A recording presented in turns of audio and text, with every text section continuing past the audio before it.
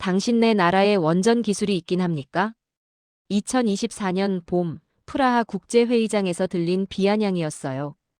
클라우스 밀러 68세. 유럽 원자력계의 살아있는 전설이라 불리는 사람이었습니다. 그의 눈빛은 차가웠어요. 한국 대표단을 바라보는 시선에 경멸이 묻어났죠. 그로부터 8개월 뒤였습니다. 같은 회의장, 같은 자리. 밀러의 손이 떨리고 있었어요. 52개월, 예산 초과 제로. 그가 읽어내려간 숫자들이었습니다. 프랑스는 같은 원전을 짓는데 17년이 걸렸어요.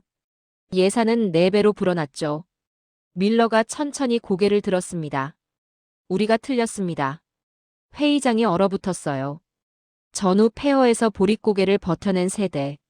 그 손으로 일군 기술이 유럽의 자존심을 무너뜨린 순간이었습니다. 이야기 시작 전 구독과 좋아요 부탁드립니다. 여러분의 작은 응원이 영상 제작에 큰 힘이 됩니다. 감사합니다. 저는 클라우스 밀러입니다. 68세, 독일 원자력안전위원회 수석 평가관이에요. 미넨 공대에서 원자력 공학을 전공했고 35년간 유럽의 모든 원전을 심사해 왔습니다. 제 서명이 없으면 유럽에서는 원자로 하나 가동할 수 없어요. 그게 제 자부심이었죠. 1989년 제가 처음 현장에 나갔을 때가 기억납니다. 프랑스 그라블린 원전이었어요. 선배가 제 어깨를 두드리며 말했죠. 클라우스, 우리가 세계 최고야.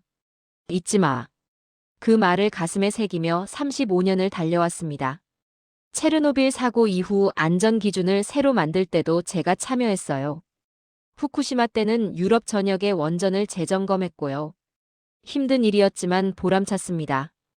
유럽의 원전 안전은 제 손을 거쳐갔으니까요. 2024년 4월 체코 프라하였습니다. 유럽 에너지 안보 회의가 열렸어요.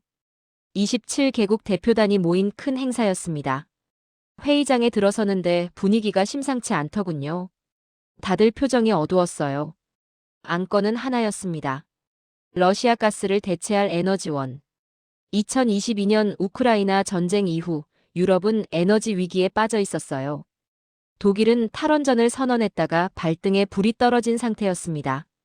전기료가 2배로 뛰었고 공장들이 문을 닫기 시작했죠. 프랑스 원전은 절반이 노후화로 가동을 멈춘 상황이었어요. 위원장이 입을 열었습니다. 새로운 원전 건설이 시급합니다. 하지만 현실적으로 가능한 옵션이 제한적입니다. 모두가 고개를 끄덕였어요. 원전 하나 짓는데 보통 15년에서 20년이 걸립니다. 비용은 천문학적이고요. 그때 누군가 손을 들었습니다. 한국 원전을 검토해보는 건 어떻습니까? 체코 에너지부 차관이었어요. 저는 귀를 의심했습니다. 한국이라니. 회의장에 웅성거림이 퍼졌어요. 저는 피식 웃음이 나왔습니다. 제가 처음 원전을 심사하던 1989년이 떠올랐거든요. 그때 한국은 우리 기술을 배워가던 나라였어요. 독일 기술자들이 서울로 가서 하나하나 가르쳐줬죠. 설계도 읽는 법부터 시작했다더군요. 선배에게 들은 얘기가 있었습니다. 한국 기술자들 성실하긴 해. 밤새도록 질문하더라고. 근데 기초가 너무 약했어. 우리 없으면 아무것도 못했을 거야. 35년이 지난 지금도 그 말이 머릿속에 남아 있었어요. 한국 원전이요? 저는 또렷하게 되물었습니다. 실례지만 그쪽 기술 수준을 제대로 검증한 적이 있습니까? 회의장이 조용해졌어요. 체코 차관의 얼굴이 붉어졌습니다. 밀러 박사님, 한국은 이미 UAE에 원전 4기를 수출했습니다. 공기 단축, 예산 준수, 모든 면에서 성공적이었고요. 알고 있어요. 저는 고개를 끄덕였죠. 하지만 중동과 유럽은 다릅니다. 우리 안전 기준은 세계에서 가장 까다로워요. 사막에서 된다고 여기서도 되는 건 아닙니다. 체코 차관이 입술을 깨물었어요. 하지만 더 이상 반박하지 못했습니다. 제 말이 틀리지 않았으니까요. 그날 회의는 결론 없이 끝났습니다. 하지만 이상한 기분이 들었어요. 한국. 그 이름이 자꾸 머릿속을 맴돌았습니다. 호텔로 돌아오는 길 아내에게 전화했어요. 회의는 어땠어요? 한국 얘기가 나왔어. 한국이요?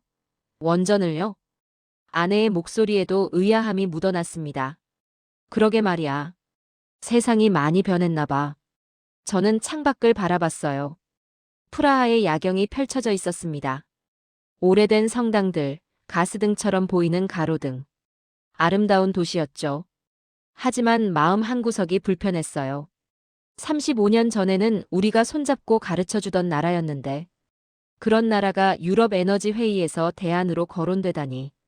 자존심이 상했습니다. 씁쓸한 기분이 밀려왔어요. 설마 진짜로 검토하진 않겠지.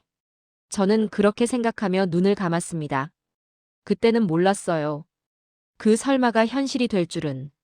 제 인생을 송두리째 바꿔놓을 줄은. 6개월 뒤 저는 한국행 비행기에 오르게 됩니다. 한 달이 지났습니다. 프라하 회의 이후 저는 일상으로 돌아왔어요.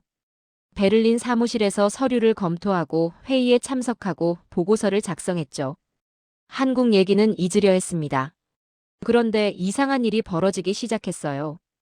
5월 초 프랑스 원자력청에서 연락이 왔습니다. 플라망빌 원전 3호기 관련이었어요. 밀러 박사님, 또 지연됩니다. 담당자의 목소리가 풀이 죽어 있더군요. 플라망빌 3호기. 유럽의 자존심이라 불리던 원전이었습니다. 최신 EPR 기술을 적용한 야심작이었어요. 2007년에 착공했죠. 당초 완공 예정은 2012년이었습니다. 그런데 2024년 현재 아직도 완공이 안 됐어요. 17년째 공사 중이었습니다. 예산은요? 처음 33억 유로로 시작했어요. 지금은 132억 유로를 넘어섰습니다. 4배가 된 거죠. 저는 한숨을 쉬었습니다. 이번엔 뭐가 문제입니까? 용접 부위에서 균열이 발견됐습니다.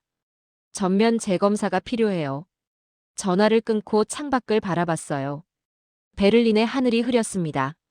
유럽 원전 산업이 저 하늘 같다는 생각이 들었어요. 잿빛으로 무거웠죠.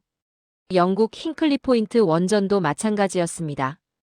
2016년 착공해서 2027년 완공 예정이었는데 2031년으로 밀렸어요. 비용은 2배로 뛰었고요.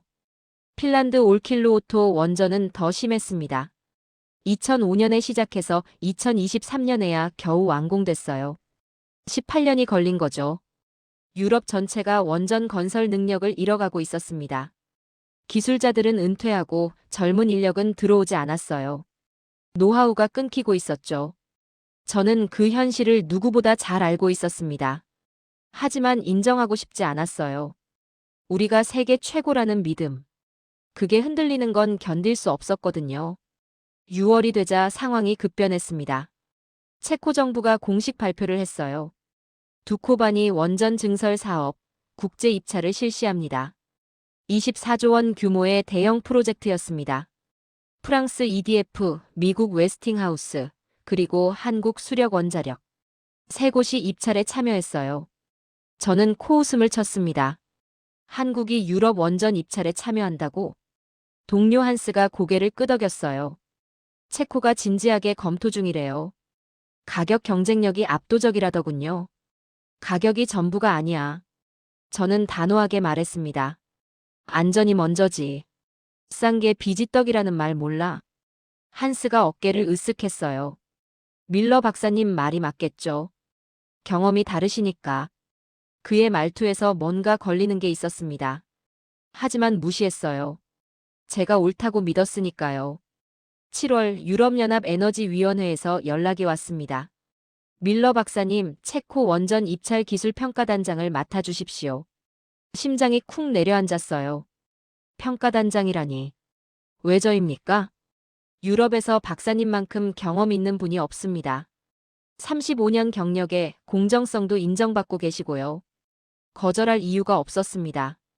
오히려 기회라고 생각했어요. 한국 원전의 실체를 직접 파헤칠 수 있으니까요. 제 손으로 증명하고 싶었습니다. 유럽 기술이 여전히 최고라는 걸. 한국은 아직 우리 수준이 안 된다는 걸. 8월 평가단이 구성됐습니다. 프랑스, 영국, 핀란드, 네덜란드 전문가 12명이었어요. 첫 회의를 소집했습니다. 우리의 임무는 명확합니다. 저는 또렷하게 말했죠. 새 업체의 기술력, 안전성, 경제성을 공정하게 평가하는 것입니다. 프랑스 대표 피에르가 손을 들었어요. 한국 업체에 대한 자료가 부족합니다. 직접 현장을 볼 필요가 있지 않을까요? 저는 고개를 저었습니다. 서류 검토가 먼저입니다. 현장 방문은 필요할 때 하면 돼요. 솔직히 말하면 가고 싶지 않았습니다. 한국까지 가서 뭘 보겠어요. 서류만 봐도 충분하다고 생각했죠. 그날 밤 집에 돌아와서 아내에게 말했습니다. 평가단장을 맡게 됐어. 체코 원전 말이에요? 응. 한국 업체도 입찰했더라고. 아내가 고개를 갸웃했어요. 한국이요? 요즘 한국 드라마 재밌던데. 기술도 좋은가 봐요. 드라마하고 원전이 같아? 저는 퉁명스럽게 대답했습니다. 아내가 빙긋 웃었어요. 당신 한국 싫어해요? 싫어하는 게 아니야. 객관적으로 보는 거지. 정말 그랬을까요? 지금 생각하면 저는 이미 편견에 사로잡혀 있었습니다. 35년 전의 기억에 갇혀 있었어요. 한국은 배우는 나라. 우리가 가르쳐주는 나라. 그 틀을 깨고 싶지 않았던 거죠. 9월 서류 검토가 시작됐습니다. 새 업체의 제안서가 쌓여 있었어요. 저는 한국 자료를 맨 마지막에 놓았습니다. 프랑스와 미국 것부터 봤죠. 그런데 이상했어요. 한국 자료를 펼치는 순간 숫자들이 눈에 박혔습니다. 건설 기간 52개월. 예산 초과율 0%. 저는 눈을 비볐어요. 이게 맞는 숫자인가? 그날 밤 잠이 오지 않았습니다. 다음 날 아침 사무실에 일찍 출근했습니다. 한국 자료가 머릿속에서 떠나지 않았거든요. 건설 기간 52개월. 예산 초과율 0%. 말도 안 되는 숫자였어요. 다시 펼쳐봤습니다. UAE 바라카 원전 프로젝트였어요. 2012년 착공, 2020년 상업 운전 개시. 원자로 4기를 동시에 지었더군요. 총 공사비 244억 달러. 예정대로였습니다. 저는 계산기를 두드렸어요. 플라망빌 원전은 원자로 1기 짓는데 132억 유로가 들었습니다. 한국은 4기를 244억 달러에 지었어요. 단순 비교해도 4배 차이였죠. 이게 가능해? 혼잣말이 나왔습니다. 분명 뭔가 빠진 게 있을 거예요. 안전 기준을 낮췄거나 품질을 희생했거나.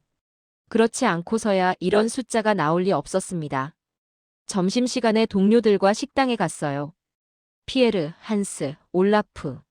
모두 20년 넘게 함께 일한 사람들이었습니다. 한국 자료 봤어? 제가 먼저 꺼냈어요. 피에르가 코웃음을 쳤습니다. 봤지? 숫자가 너무 좋아서 의심스럽더라고. 그렇지? 저는 동의했어요. 분명 뭔가 속임수가 있을 거야. 한스가 포크를 내려놓았습니다. UAE는 사막이잖아. 환경 기준이 느슨할 수밖에 없어.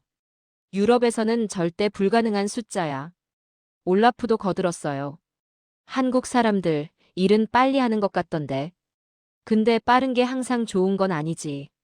후쿠시마도 결국 관리 부실이었잖아. 모두가 고개를 끄덕였습니다. 저도 그랬어요. 그들 말이 맞다고 생각했거든요. 하지만 마음 한구석이 찜찜했습니다. 오후에 다시 자료를 펼쳤어요. 이번엔 안전 기록을 살펴봤습니다. 한국 원전 가동률 92.5%. 세계 평균이 80% 초반이었어요. 미국이 93%로 1위였고 한국이 바로 뒤를 따르고 있었습니다. 사고 기록은요? 중대 사고 제로. 30년간 단 한 번도 없었어요. 이것도 조작인가? 저는 중얼거렸습니다. 국제원자력기구 IAEA 자료였어요. 조작할 수 있는 게 아니었죠. 퇴근길에 아내에게 전화했습니다. 오늘 저녁 뭐야? 슈바인 학생 만들었어요. 당신 좋아하잖아. 고마워. 무슨 일 있어요? 목소리가 힘없네. 아내는 항상 알아챘어요. 35년을 함께 살았으니까요. 아무것도 아니야. 좀 피곤해서. 거짓말이었습니다. 피곤한 게 아니라 혼란스러웠어요. 내가 알던 세상이 흔들리고 있었거든요. 그날 밤 잠자리에 누웠는데 잠이 오지 않았습니다. 천장을 바라보며 생각했어요. 35년 전이 떠올랐습니다. 제가 처음 원전 현장에 갔을 때 독일은 세계 최고였어요. 기술도, 안전 기준도, 엔지니어 수준도. 다른 나라들은 우리를 배우려고 줄을 섰죠. 한국도 그중 하나였습니다. 선배가 했던 말이 떠올랐어요. 한국 기술자들, 밤새도록 질문하더라. 열정은 있어. 근데 기초가 약해. 그때 한국은 정말 그랬습니다. 전쟁의 폐허에서 이제 막 일어선 나라. 원전이 뭔지도 모르던 시절이었어요. 그런데 지금은요? 52개월 만에 원전을 짓는다고요? 예산 초과 없이? 저는 이불을 걷어찼습니다. 인정하고 싶지 않았어요. 우리가 뒤처졌다는 걸. 배우던 나라가 앞서 나갔다는 걸. 자존심이 허락하지 않았습니다.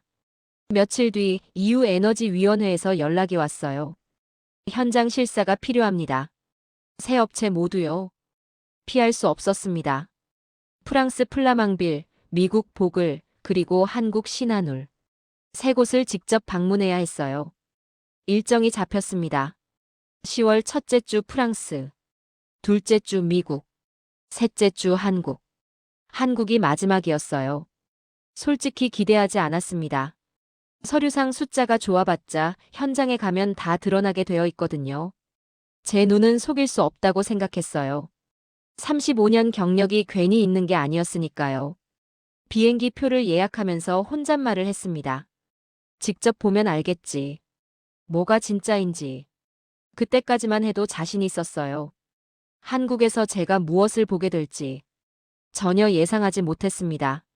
10월 첫째 주 프랑스로 갔습니다. 플라망빌 원전 현장이었어요. 노르망디 해안가에 위치한 곳이죠. 바다가 아름다웠습니다. 하지만 현장은 그렇지 않았어요. 공사장이 어수선했습니다. 크레인이 멈춰 있었고 인부들은 삼삼오오 모여서 담배를 피우고 있었어요. 현장 소장이 우리를 맞았습니다. 죄송합니다. 오늘 자재 수급 문제로 작업이 중단됐어요. 피에르가 한숨을 쉬었어요. 또야? 17년째 공사 중인 현장. 그 이유를 눈으로 확인한 순간이었습니다. 둘째 주 미국 조지아주로 갔어요. 보글 원전 3, 4호기 현장이었습니다. 여기도 상황이 비슷했어요. 2013년에 착공해서 원래 2017년 완공 예정이었는데 2024년 현재 겨우 3호기만 가동을 시작한 상태였습니다. 비용은요? 140억 달러에서 350억 달러로 뛰었어요. 2배 반이 넘었죠. 현장을 둘러보는데 한스가 말했습니다. 미국도 이 모양이면 한국은 뭘 볼 수 있겠어? 저는 고개를 끄덕였어요. 맞는 말이라고 생각했습니다. 원전 건설이 원래 이렇게 어려운 거라고. 한국도 다르지 않을 거라고. 10월 셋째 주 인천공항에 내렸습니다. 12시간 비행이었어요. 피곤했지만 긴장이 됐습니다. 입국장을 나서자 한국 측 담당자가 기다리고 있었어요. 밀러 박사님 환영합니다. 김재호입니다. 40대 중반으로 보이는 남자였어요. 유창한 영어를 구사하더군요. 울진까지 4시간 정도 걸립니다. 차에서 쉬시죠. 차창 밖으로 한국 풍경이 지나갔습니다.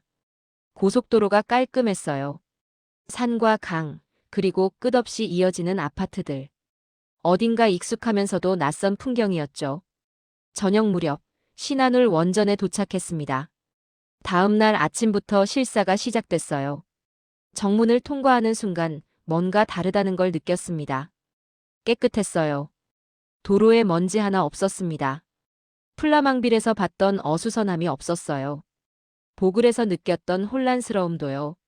모든 게 정돈되어 있었습니다. 인부들이 줄지어 이동하고 있었어요. 아무도 서성이지 않았습니다. 각자 맡은 일을 하고 있었죠. 현장 인원이 몇 명입니까? 제가 물었어요. 현재 약 8,000명이 근무 중입니다. 김재호 씨가 대답했습니다. 8,000명. 플라망빌이 3,000명이었어요. 보글이 5,000명이었고요. 숫자부터 달랐습니다. 중앙통제실로 안내받았어요. 대형 스크린에 공정표가 떠 있었습니다. 숫자들이 빼곡했죠. 현재 공정률 94%입니다. 담당자가 설명했어요. 예정보다 2주 앞서 있습니다. 2주 앞서 있다고요? 저는 귀를 의심했습니다. 플라망빌은 10년이 밀렸어요. 보글은 7년이 밀렸고요. 한국은 오히려 앞서가고 있다니. 예산은 어떻습니까? 제가 물었어요. 초기 예산 대비 98.7% 집행 중입니다. 초과가 없다는 겁니까? 네. 오히려 여유가 있습니다. 통제실이 조용해졌습니다. 우리 평가단 12명 모두 할 말을 잃었어요.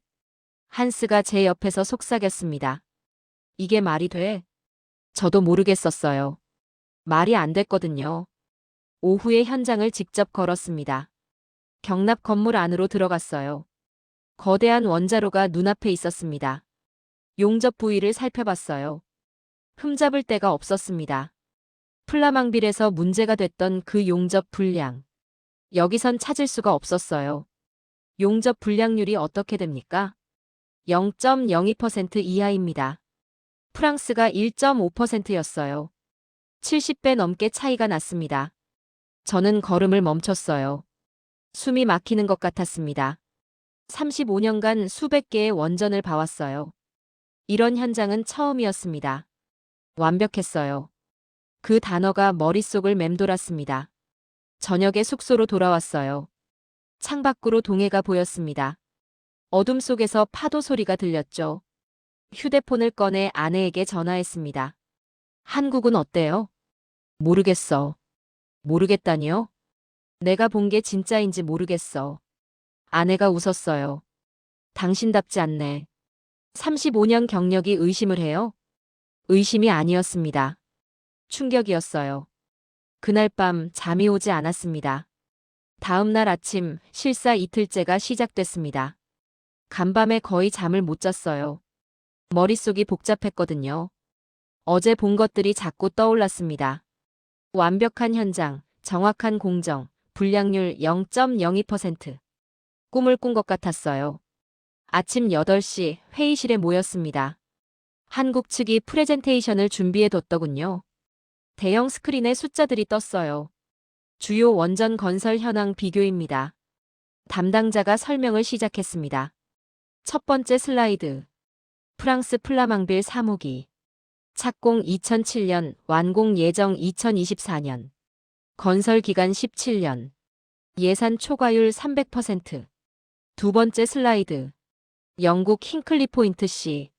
착공 2018년, 완공 예정 2031년. 건설 기간 13년 예상. 예산 초과율 120%. 세 번째 슬라이드. 한국 신한울 1, 2호기. 착공 2012년, 완공 2022년. 건설 기간 52개월. 예산 초과율 0%. 회의실이 술렁였습니다. 피에르가 손을 들었어요. 잠깐요. 52개월이 맞습니까? 원자로 2기를요? 네, 맞습니다. 어떻게 가능합니까? 담당자가 다음 슬라이드를 넘겼어요. 모듈 공법입니다.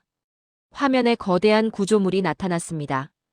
핵심 부품을 공장에서 미리 제작합니다. 현장에서는 조립만 해요. 품질 관리가 쉽고 공기를 대폭 단축할 수 있죠. 저는 고개를 끄덕였어요. 이론적으로는 알고 있었습니다. 하지만 실제로 성공한 곳은 없었어요. 프랑스도 시도했다가 실패했고, 미국도 포기했죠. 불량률 관리는 어떻게 합니까? 제가 물었어요. AI 용접 시스템을 도입했습니다. 화면이 바뀌었어요. 로봇팔이 용접을 하고 있는 영상이었습니다. 실시간으로 용접 품질을 모니터링합니다.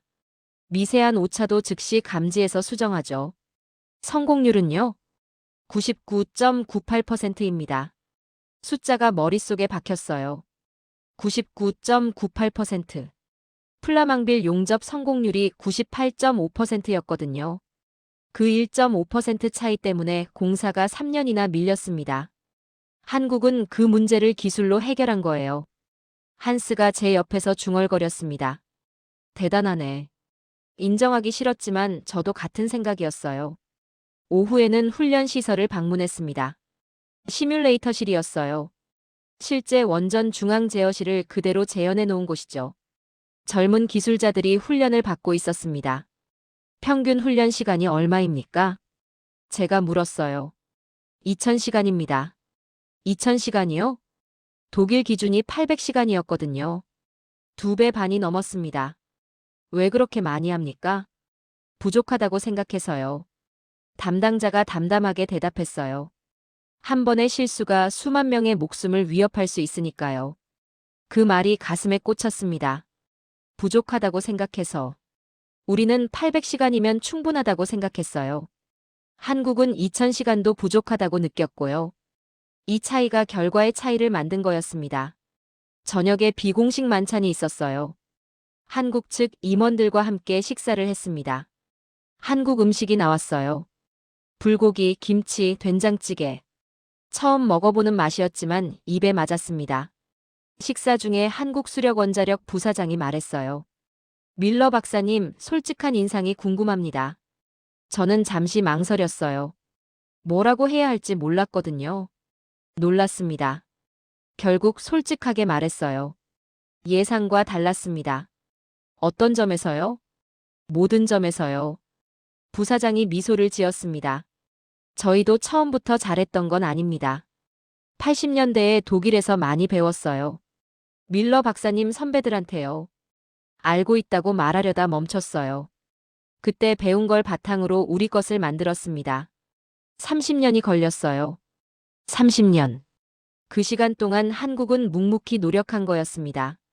배우고 개선하고 혁신하고 숙소로 돌아오는 길이었어요. 차창 밖으로 불빛들이 스쳐 지나갔습니다. 한국의 밤은 밝았어요. 저는 생각했습니다. 35년 전 우리가 가르쳐 줄 때 한국 기술자들이 밤새 질문하던 모습, 그 열정이 30년 동안 꺼지지 않았던 거예요. 오히려 더 타올랐던 거죠. 우리는 그 사이 무엇을 했을까요? 최고라는 자만에 빠져 있었던 건 아닐까요? 그날 밤도 잠이 오지 않았습니다. 실사 마지막 날이 밝았습니다. 사흘간 본 것들이 머릿속에서 뒤엉켜 있었어요. 정리가 안 됐습니다. 35년간 믿어왔던 것들이 무너지고 있었거든요. 아침 9시 마지막 일정이 시작됐어요. 원전 건설 총괄 본부장과의 면담이었습니다. 60대 후반으로 보이는 분이었어요. 백발이 희끗희끗했고 주름이 깊었습니다. 손을 내밀며 인사했죠. 박영수입니다. 만나서 반갑습니다. 악수를 하는데 그의 손이 거칠었어요. 현장에서 잔뼈가 굵은 사람의 손이었습니다. 몇 가지 여쭤봐도 되겠습니까? 제가 물었어요. 물론이죠. 뭐든 물어보십시오.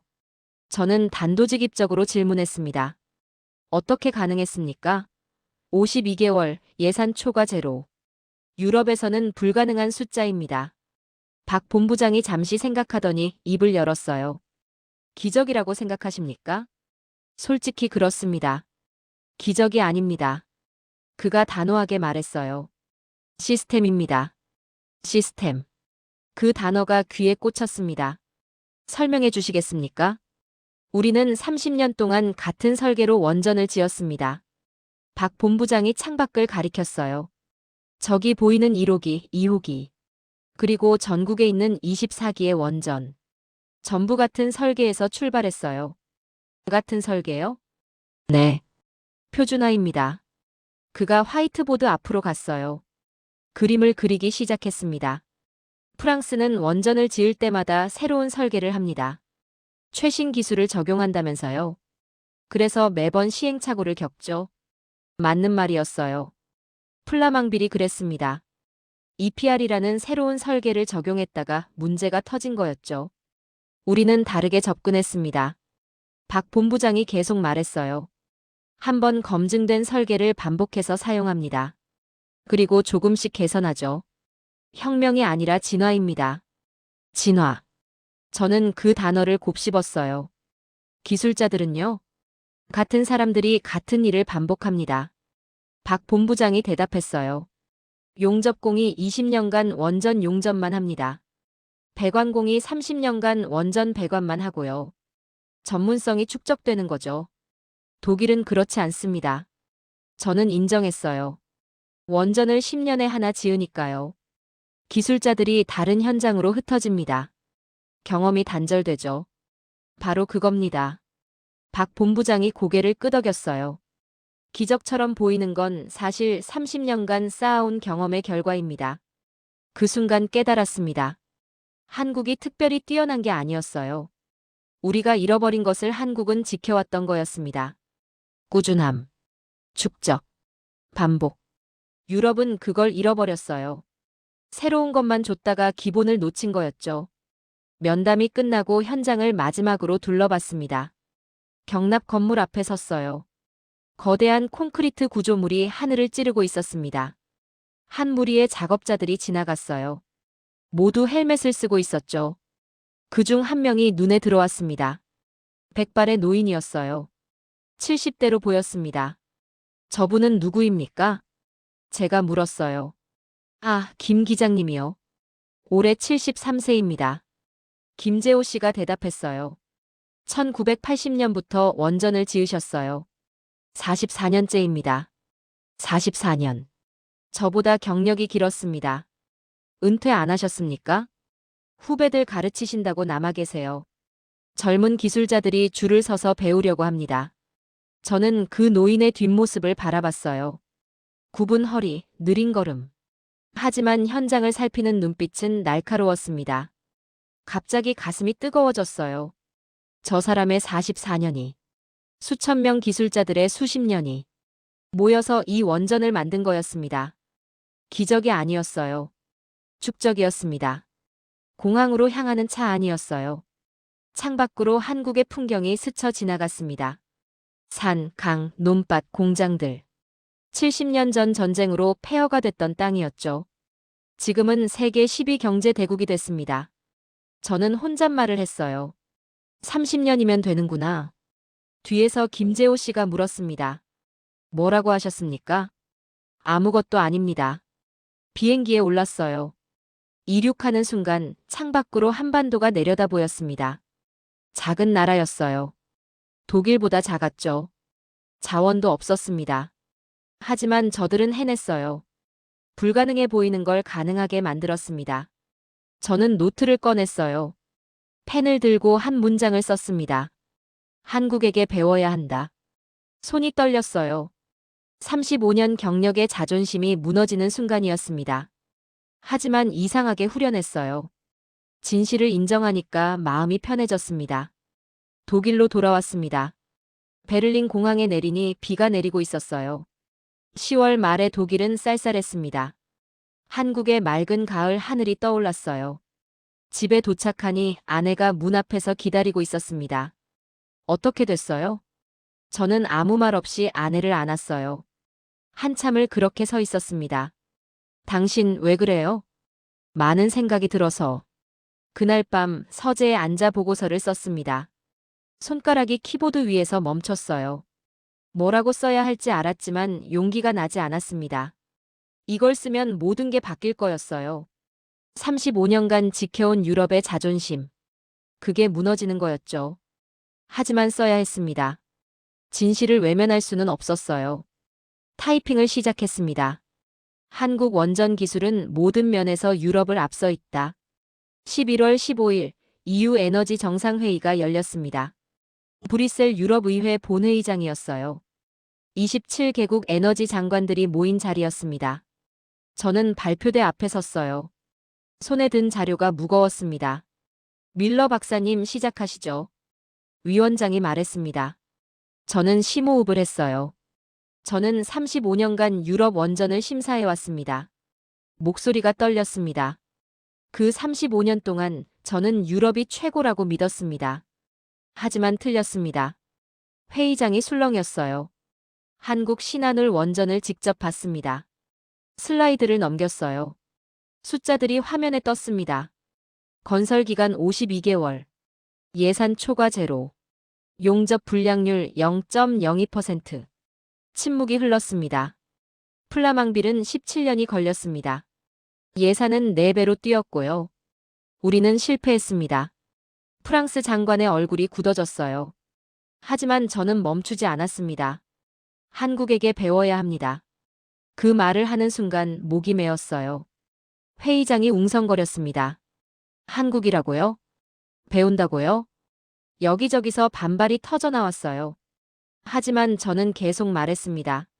한국의 성공은 기적이 아닙니다. 30년간 축적된 시스템입니다. 마지막 슬라이드를 띄웠어요. 한 장의 사진이었습니다. 73세 김 기장님의 뒷모습이었어요. 이분은 44년간 원전을 지어온 기술자입니다. 저는 천천히 말했습니다. 한국에는 이런 분들이 수천 명 있습니다. 그들의 경험이 쌓여서 오늘의 한국 원전을 만들었어요. 회의장이 조용해졌습니다.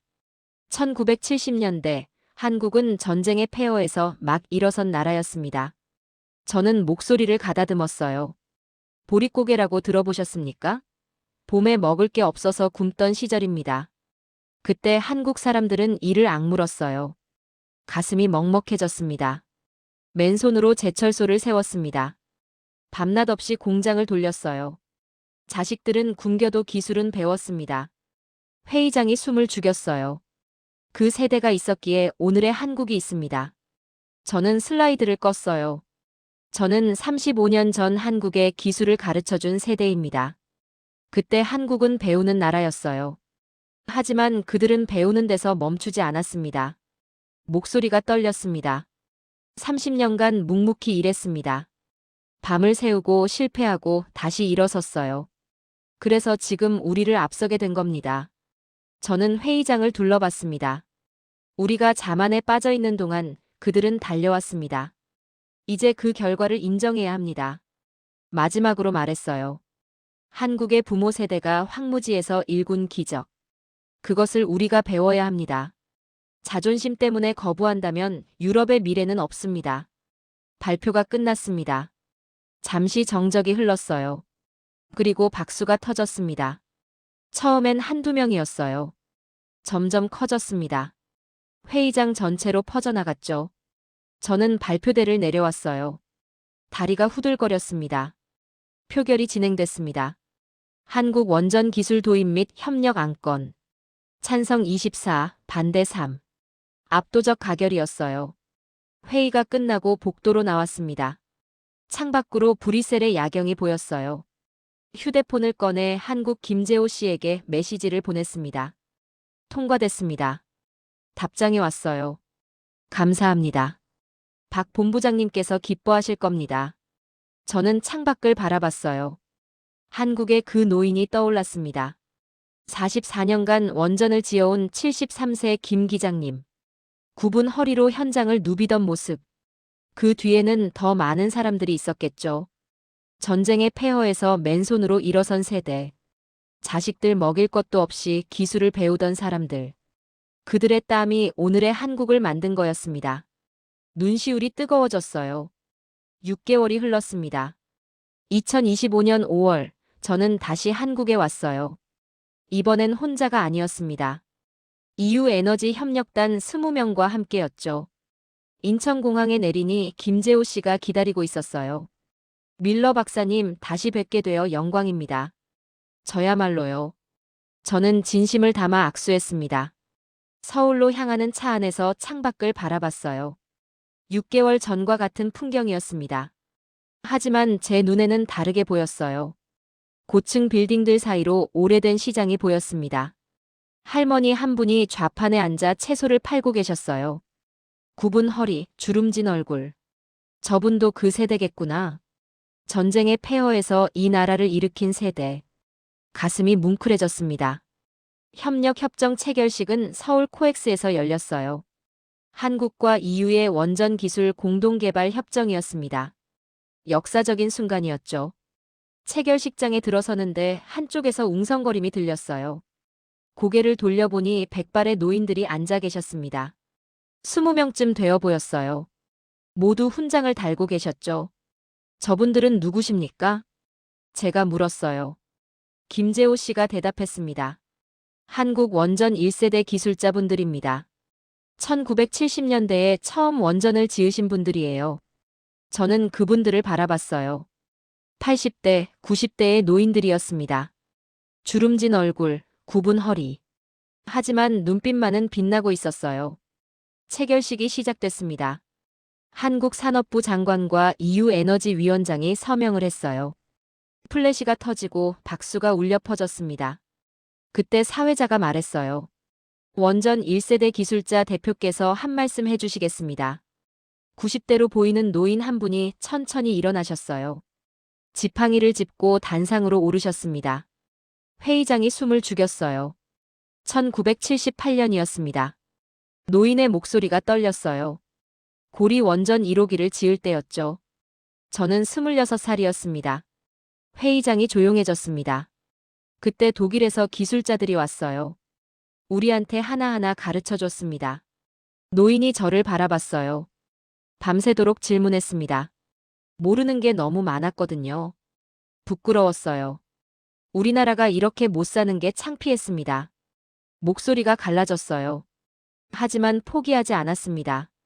언젠가는 우리 힘으로 원전을 짓겠다고 다짐했어요. 노인이 잠시 멈췄습니다. 47년이 지났습니다. 그가 회의장을 둘러봤어요. 오늘 유럽이 우리 기술을 인정해줬습니다. 함께 하자고 손을 내밀었어요. 눈물이 볼을 타고 흘러내렸습니다. 여러분, 노인이 객석의 노인들을 바라봤어요. 우리가 해냈습니다. 그때 그 고생이 헛되지 않았어요. 회의장 곳곳에서 흐느낌이 터져나왔습니다. 저도 눈시울이 뜨거워졌어요. 손주들한테 떳떳해졌습니다. 노인이 말을 이었어요. 할아버지가 뭘 했는지 이제 자랑할 수 있게 됐어요. 박수가 터졌습니다. 기립박수였어요. 회의장 전체가 일어섰습니다. 저도 일어나 박수를 쳤어요. 손바닥이 얼얼할 정도로 힘껏 쳤습니다. 체결식이 끝나고 리셉션이 열렸어요. 저는 그 노인에게 다가갔습니다. 감동적인 말씀이었습니다. 노인이 제 손을 잡았어요. 당신 나라에서 배웠습니다. 감사합니다. 저는 고개를 저었어요. 이제는 우리가 배울 차례입니다. 노인이 미소를 지었어요.